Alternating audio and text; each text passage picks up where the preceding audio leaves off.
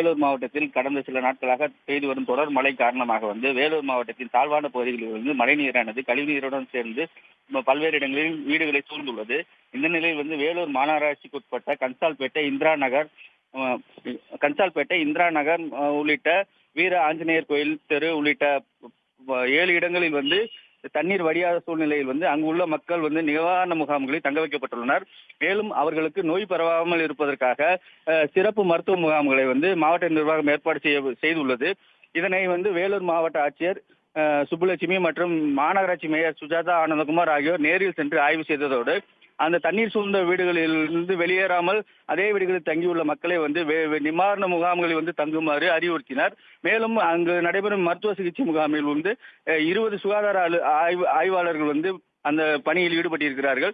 மேலும் அவர்களுக்கு அனைத்து விதமான காய்ச்சலுக்கும் இந்த தொற்று நோய்கள் எதுவும் பரவாமல் இருப்பதற்காகவும் போதிய முன்னெச்சரிக்கை நடவடிக்கைகளை மேற்கொள்ள மருத்துவர்கள் அங்குள்ள மக்களுக்கு தீவிர பரிசோதனை மேற்கொண்டு வருகின்றனர்.